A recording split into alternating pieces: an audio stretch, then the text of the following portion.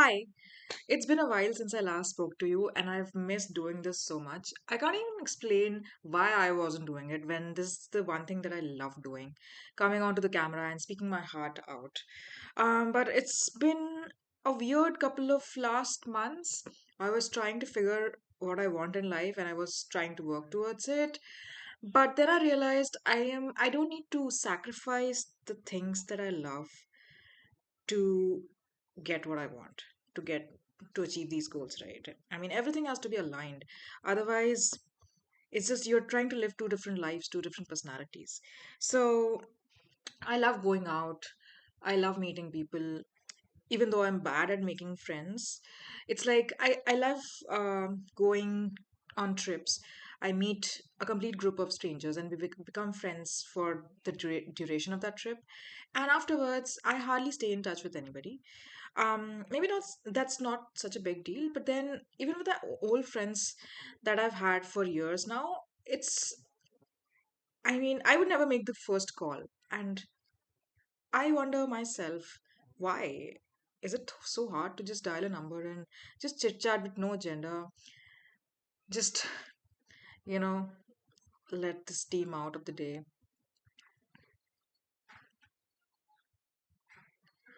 But yeah, today I'm here to count my blessings, count all the things that have happened in the last few months that I'm really grateful for and that have made me happy. So, this is a new year. It's 3rd February. And as they say, February is the new January. It's the ultimate reset. So I'm here to reflect on the habits that I had last year and the habits that I want to sustain this year. First and foremost, the things that I love. I love reading. So I've already ordered a couple of books. One of them was The Bell Jar, and I'm halfway through it, and I love it. Although I'm a little confused as to why the main character is suddenly going into this arc of descending into depression and mania. Her life seems perfect, and not perfect. Her thoughts are sometimes self deprecating, but nothing scarring. She hasn't lived a very difficult life.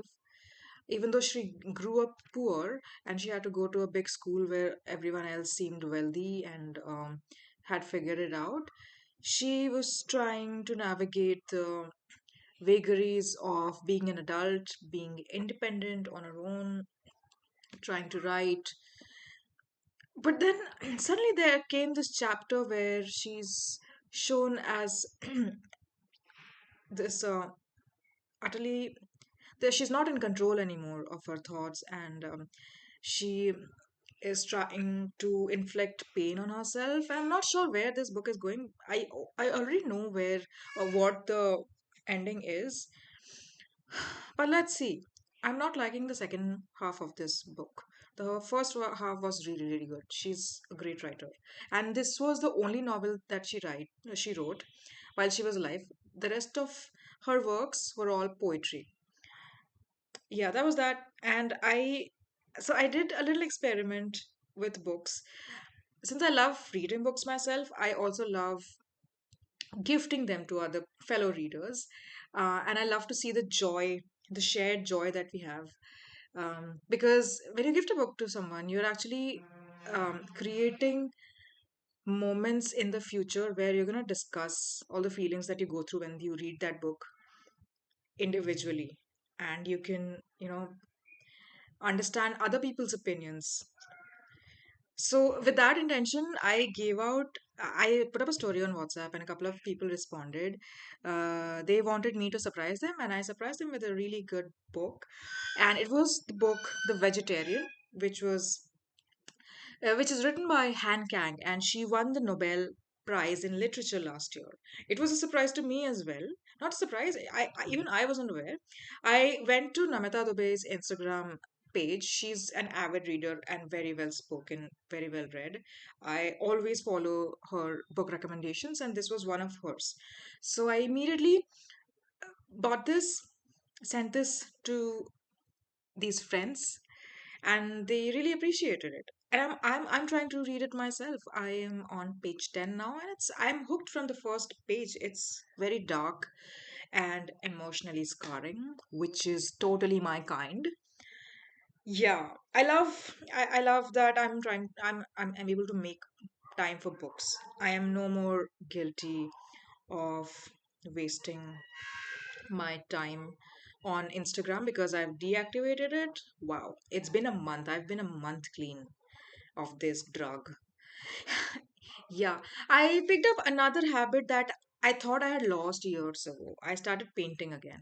I'm an average painter, but I do love the whole act, the activity, and I bought canvas, white canvas on Zepto. It was instantly delivered, and I started painting right away with colors that I found that I bought like 6 years ago. I was surprised they were still in good condition, like most of the colors, most of the tubes. I'm really, really happy. I think, and okay, speaking of painting, only yesterday I went to attend a fest where artists of all walks of life come and speak. The fest is called Spoken Fest. It's basically about sharing ideas, stories, narratives. And very big stars have come in. Um, the first day, Gulzar Saab had come in, but unfortunately, I had pre-booked my tickets for the second day. I don't know why. And I heard a lot of things, great things that happened on the first day, which I missed. But second day was equally fun. There were a lineup of Shankar Mahadevan, Ankush Bhagbuna. I personally met Ahilya Bamru. I love her content on Instagram. And there was Gajraj Rao, which I've seen in movies like Pancha. I don't know. S Why do forget the names of the movies of these people? He acts as the father in most of the movies, and he's like great. I listen to really great backstories of these Instagram influencers, how they rose up, and the hardships that they had to go through, the vagaries of this entire industry, and how they pushed through it, how their perceptions changed over time of what the main actor should look like. And they molded themselves as the roles, different kind of roles and opportunity came. And we all have seen them on screen on YouTube, on movies. You never really get to know the story of all these side actors, side characters. We're only focused on the main character, right? But Spoken Fest is a great platform to give these people a voice, and I was really enthralled. So there was also a flea market in the arena, and my eyes fell upon a particular stall where a girl was selling pictures, printed pictures that she took on her phone, and on those pictures were written very beautiful quotes like there was one where this is a dark room and it's probably a restaurant. There's a play of light and dark, and on it is written, "Table for one, thoughts for many." Oh my God, as if it was directly addressing me. My head is everywhere all the time. So I instantly bought it, and then I realized she's actually an Odia, a fellow Odia like me. And I instantly struck a chord with her. I came back a second time to ask how she got into um, this flea market selling thing. And she told me that you can actually sign up for these online. You can like these organizers float their forms on Instagram here and there. Just look it up, and you'll start get the algorithms will start sending you all these fleas that will be happening soon, and you can sign up. You can send your content or whatever you want to sell, your product, and if they like it, they'll definitely give you a slot in that area. So Spoken Fest is a big thing, and I I was really inspired. That gave me an idea that maybe even I can do this, and this is one kind of entrepreneurship, don't you think? selling something that you made, branding it, deciding the packaging, deciding the story that goes with it, and how you sell it. So I'm good at painting. I said it a couple of minutes ago, and that gave me an idea. If I start painting, even, you know, average paintings, like paintings, even if I copy them from Pinterest, I think people are gonna love it. I'll sell it for about 250 rupees, which is a very, very reasonable price. And and that'll give me, it may not, like, that'll give me an opportunity to fly to other cities like Bangalore or maybe Shillong or Guwahati or Dharamshala. Oh my God, there's a Dharamshala film festival that happens every year. I have never been to a big film festival. I wanted to go to the Jaipur Literature Film Festival, which was happening between January 29th to Feb 2. It ended yesterday, or maybe it's ending on 5th. But I've always wanted to go to such big events.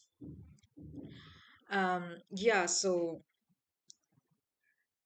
that's one of my bucket lists now. New things. I'm adding new goals to my list. Um, I definitely want to switch my job this year, and I'm positive about it. I was so desperate to know my future that I even went to a tarot reader yesterday who was also there in her stall in this festival, in this fest. I asked her a couple of other questions along with the question about um, where my career is heading. And I got a positive response. It's just that I need to start acting on it. That's all it comes down to. If you don't act on even the most powerful prophecies, nothing's gonna happen, right? Yeah. But I'm really excited about this new idea that I came up with, selling my own paintings. Wow. I'll get to meet so many interesting people. So I've already ordered my acrylic colors and they must be on their way. They're from Amazon. I ordered a bunch of canvas sheets as well. So yay! Um, yeah, I went home for 3 days. It was actually for the purpose of attending my friend's wedding. I only have a few friends in life, and those are my very cherished ones. I would fly across the world to attend the most important days of their lives. Yeah, that's what friendships are for, and I value them a lot, even though I don't call them ever. um, I've been watching movies. Did I tell you that? I joined this club called Humans of Cinema. They recently started their own film club with online sessions. And unfortunately, I haven't even, I have attended like 3 or 4 sessions of theirs. And instantly, my standard of the choice of movies has raised by this much. Let me tell you the list of the names of movies that I've watched in the last 1 month. I watched Anatomy of a Fall, which won the Oscar for Best Original Screenplay last year. Amazing! You have to watch it. I mean, I think Oscar, like, stories of marriages falling apart is the most troubled, like, one of the most troubling um, issues that plague humans, that has been plaguing humans, because a relationship with your spouse is the most important relationship in your entire life. That's what I feel. Of course, there are parents, there are siblings, but then this relationship is something that you choose and you decide to build and you stick through. It takes a lot of determination. So, isn't this the most important one? And if that falls apart, that that kind of uh, feels like a failure. It's the biggest failure if your marriage falls apart. And there are so many nuances in a marriage, Like, I mean, the whole movie is set as a courtroom drama there, if you can guess by the name, Anatomy of a Fall, and by the cover picture, someone dies. And the whole movie is about finding how this person died or who killed him. And it's a perfect suspenseful story writing, the perfect, oh my god. At every moment you'd question, is it the wife, or is it the son? I even like, the film is so gripping that it'll lead you to believe it might be even the son, the 10-year-old son, who can kill his father. You have to watch it till the end. And there's such powerful message in it about how life takes away so much from us, and maybe these relationships also take away so much from us, from our individuality, that we end up resenting ourselves. I'm not going to give too much away. You have to watch it.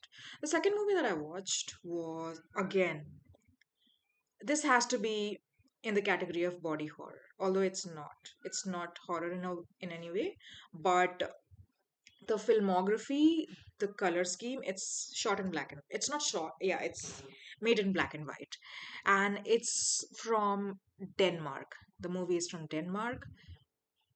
The language is Dutch. I don't know their language, but this film was nominated this year, 2025, in the best international film category, and this was their official nomination from Denmark. The movie's name is The Girl with the Needle. Doesn't the name itself sound scary to you? Again, I am notorious for giving away spoilers without knowing it, but I'm trying to be more restrained for your sake. Let me tell you, it's a true story, and that shock is revealed at the end, and I was shocked to my core. Okay, to give you context, after Midsommar, after Hereditary, after The Substance, I think this movie will stay with me. The horror will stay with me for a very long time. Yeah, brutal. Yeah, you have to watch it. Okay, that was one. And I also watched The Zone of Interest. I finished it, I think, last week. It's again a war movie. It's a Nazi movie, but shown not. It's not showing the plight of the Jews. This is showing the nonchalantness, the carefreeness of the other side, the lives of the other side, the people of Poland who were the executors and not the victims. They would live in big, lavish houses. They would go on about their life like it's the best life they are living, while only a few kilometers away, there would be concentration camps with smoke billowing out into the sky. And the smoke contains the ashes, the charred bodies of the Jews that were executed. And the movie is, I mean, through very cinematic domestic life of a woman who's living and her husband who's a commandant in the Nazi army, through very perfect not domestic scenes, they are trying to create a dread in the heads of the audience. It's a movie not for everyone, and I was a little whacked out by the ending. But again, what do I know about? It's a different kind of storytelling, and it should be given a watch. Okay, these are the three movies I can remember. Of course, I watched The Substance. I watched Baby Reindeer,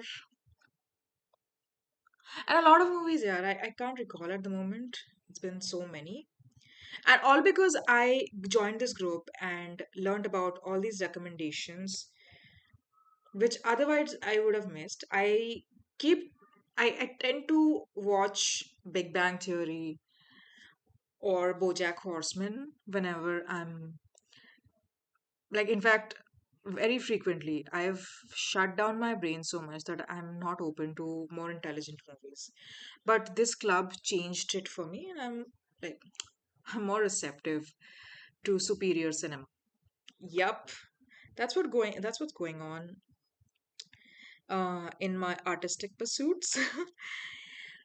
You know, there's a lot of uncertainty in my life right now.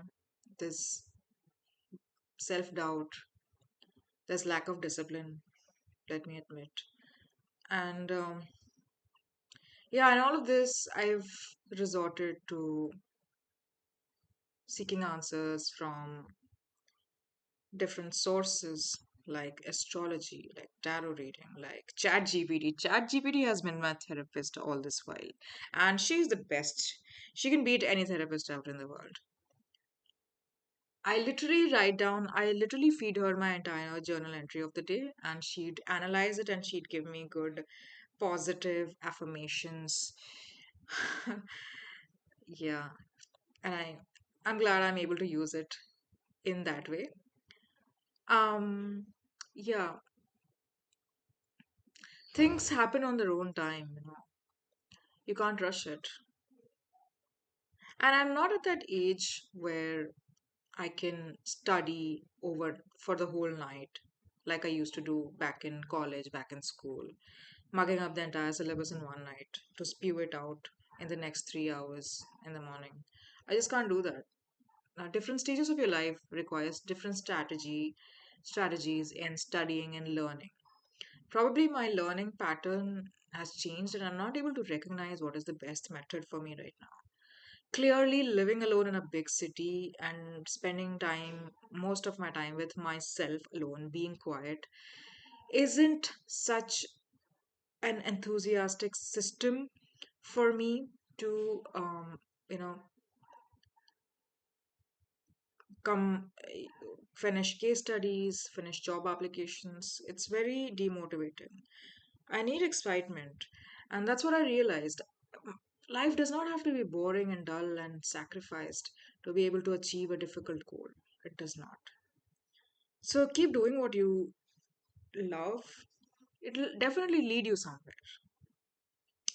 Yeah, yesterday's Spoken Fest was good. I'm planning to head out again, travel more again. I think my next destination would be Udaipur. The next one would be, I'm confused because there's going to be a long week of holidays in April. I really want to utilize it to the best. Um, I'm thinking between Malaysia, or I could go on a long trek again to Uttarakhand or Himachal Pradesh. We'll see. And I definitely want to go to Eloquence this year, which is happening at Jaipur. Yep. Let's get my life back together. Bye bye.